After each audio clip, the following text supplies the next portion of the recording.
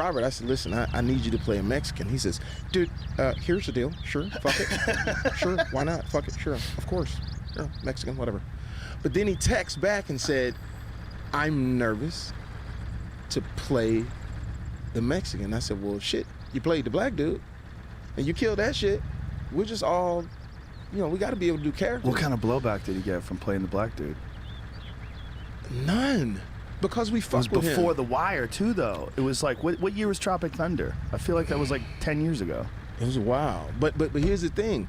We fucked with Robert Downey Jr. Like, that's our guy. Right. Like, I did his birthday party.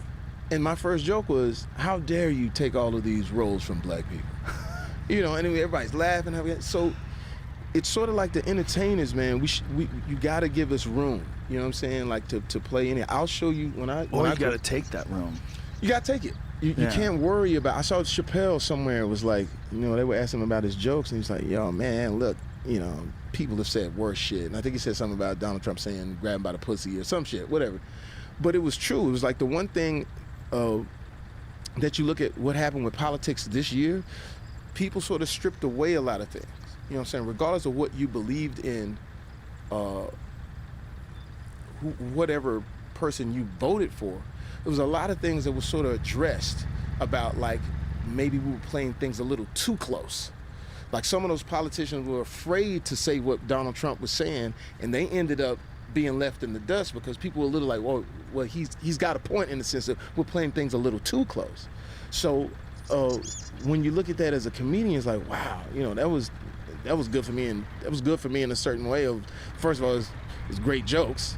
Two, it's like it does say, are we becoming too fragile when it comes to our race, like black folk? Like I say, yeah, some people are racist and some people are perceptionists. You know what that means? No. The perception is, the perception in America was the white man, Donald Trump, can be president. The woman can't do it. Perception. Doesn't mean that if you vote for Donald Trump that you're racist. I don't think everybody's racist, because that was a big thing. Sometimes it's perception. I'll make it clear. Okay. I do a joke in front of all black people. And I said, black people are very interesting people because we deal with racism and perceptionism. I said, because we're very nervous flyers, right? We don't like to get on planes. First thing we do when we get on the plane, we see who's flying this motherfucker. We look in the cockpit. If we look and see a black guy, we will stop and go, hey, how long you been flying, bro? You got your hours with you?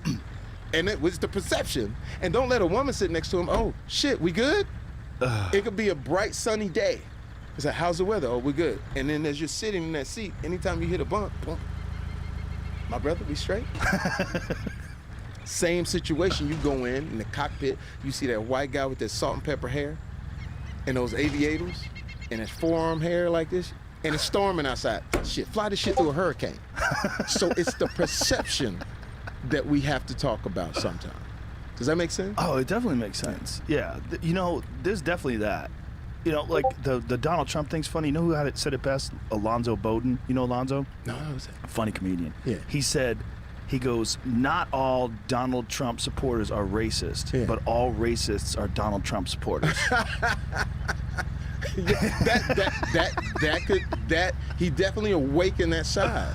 But I will say this. Like I said, the perception gets us all too. Yeah. Because like my daughter, it was interesting. My oldest daughter, like when the election happened and when the results came in, Dad, I'm so mad, I can't take it. I said, well, we're gonna go march. I said, well, did y'all vote? Not all of us, but I said, well, you got to get out there, because their perception was she had it in the bag. Right. You know what I'm saying? So you got to get out there and be, whatever that is. Yeah, whatever that is indeed. This is weird times for everybody. Because I think social media is allowing people to express themselves. Yeah. And everybody's expressed themselves, and people are forming groups. They're just like, they're progressive, or they're liberal, or they're conservative, and this. Everybody has a voice. Everybody has a voice. There's so much voices. I'll say this. Maybe you can appreciate this, because we're living in two worlds. We lived when it wasn't here, and we live when it was here. It's discretion. Social media allows you not to have discretion.